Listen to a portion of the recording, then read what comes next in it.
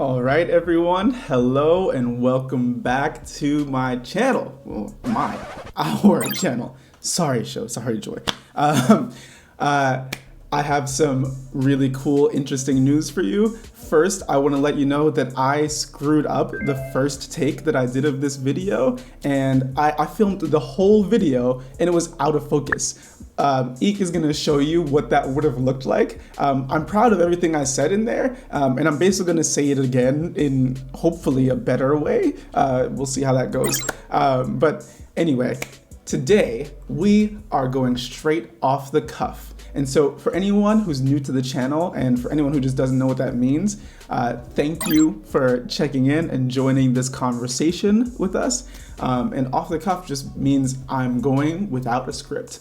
So we are going to talk about today's anime and everything else with no script whatsoever. All I have is the title that I came up with, which is Samurai 7 Squad Goals. And so let's get into that a little bit, okay? So squad goals is it's a phrase that came out of Black culture, Black American culture in particular, and it basically means, like, if you think about your friends, like your actual like close friends, the people you want around you, you want them to be cool people, right? Like my cool people. These are my two closest friends. These are my two best friends in the world. And I really want for all of you to see what this amazing anime makes me feel, okay? This anime is part of a set of anime that I rewatch on a fairly regular basis, or intend to. I didn't even realize this was part of that until I watched it for the third time this year. Quick note, the first 10 videos that I'm making, including my intro video, will be part of like a primer series. You get what I'm saying? Yeah, I figured you two would understand what I meant. I want you all to get to know me and get to know what I'm about and, you know, how I operate. And I think these first 10 videos, if you watch them and or if you ever feel like you don't get where I'm going, you can rewatch them to understand what I mean and how I operate, all right? So, squad goals.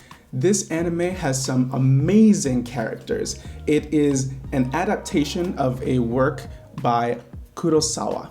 Okay, and we'll put up some information so that you know what we're talking about, but I figure a lot of you will. And yeah, especially Joy and Shoei. Come on, I'm sure you've at least heard of them. Excellent filmmaker, incredible filmmaker. And the adaptation is a true success in adaptation. That's part of why I chose to do this video right after the Trese video, because the Trese video is an example of a failure in adaptation. The source material, which I haven't read, but it looks wonderful. The story I can vouch for. The story that's behind the anime and within the anime has a lot of potential, but something happened between comic and anime, and that caused it to be a failure of an anime, just frankly speaking. Still important to watch, still something we should all support. However, Samurai 7, based on the film Seven Samurai by Kurosawa, is a love letter to the original film. There's something you can do with serialized media, with long-form content. There are many things you can do that you cannot achieve with a single film. And I don't think Kurosawa failed in any way. Let's make that clear. Kurosawa's film was insanely good, incredibly good. The director and the crew that took it and made it into an anime were able to bring us different flavors and enhance different things and show us different aspects.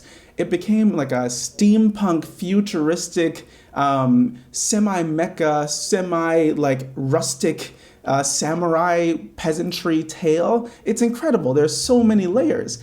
And each of the 7 characters, actually more than 7, because the non-samurai characters are real characters, including the women. And we get to see progression, character growth in ways that I adore, and those are ways that bring me back to the anime to watch multiple times. So just a quick thing I want to say. for when people watch incredible works of anything or read or digest any kind of incredible work and they don't make changes to themselves in the way they live and the way they think about things, I become frankly suspicious of them as an individual. It really makes me question who they are.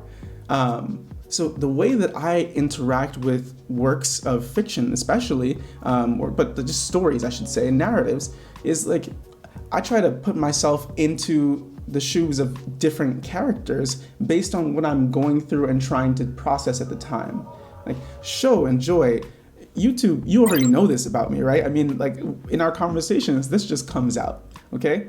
But let me get to the squad goals moment that I want you all to feel. Oh my gosh, I promise you I will dig up this clip and find it for you because it is gold. The head of the crew, Kanbei, who is one of the characters that I'm most focused on with this watch through, there's a moment where, you know, they're in danger of being exposed, basically, which would put all of their lives in danger, including the peasants that they're trying to protect. This is not a spoiler.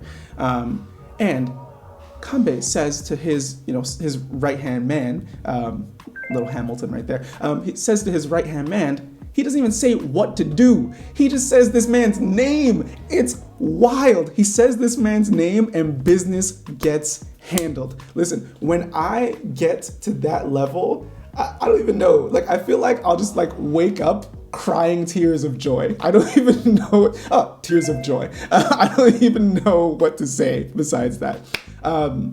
So I hope you watch this anime. I absolutely love it. It's something that I come back to often.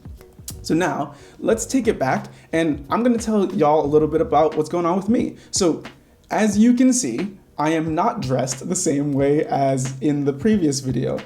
Had it been in focus, you would have seen how fly I am when I go to work. Right now, what you're seeing is my, I'll call it my indoor athletic activities outfit, okay? And the difference between indoor and outdoor is literally just how I do my bandana. Like outdoors, like if I'm going hiking, it's fully covering my hair so I don't snag, obviously, right? Indoors, nothing's gonna snag me. So, you know, so, okay, so let's see, what else is there? Patreon, okay. So I have launched my Patreon and I am proud of it. And I want to talk just a little bit about what that means to me. Okay, so YouTube is unreliable as a source of income. Let us put it that way. Okay, even if this channel is to become big, you know, I don't want to count on any one individual or company for my income. Okay. It's just not a safe way to live, frankly. And so now Patreon allows artists and creators to get direct financial, monetary support from the people who want to support them. And that would bring me immense joy. If all of you collectively supported me, and made my living for me? Are you kidding me? That's the dream. There is no other dream. Let me put it that, I mean, eventually the dream would be to even be free of the need for that support, right? You know, everybody wants to be free, right? And, you know, as Tetsugaku Shao, of course, freedom is my true final goal. However, as an intermediary step, I'm not mad at that. So anyway, I hope you all check out my Patreon, my Instagram, and you know, links to that will be here, and subscribe to become a friend. Speaking of friends, the third and perhaps final friend will be joining us within the next few weeks. Just a quick teaser about their identity. I'm happy to entertain guesses. They have been a part of Japan for longer than any living being on Earth. Okay, that's all I'll say about our coming friend. They're also bilingual, and our videos will be going bilingual soon too. So thank you all for participating. Show, Joy, thank you for being here. I love your comments, and I know I got distracted and didn't pay much attention to you, but I absolutely adore both of you, all right? Peace.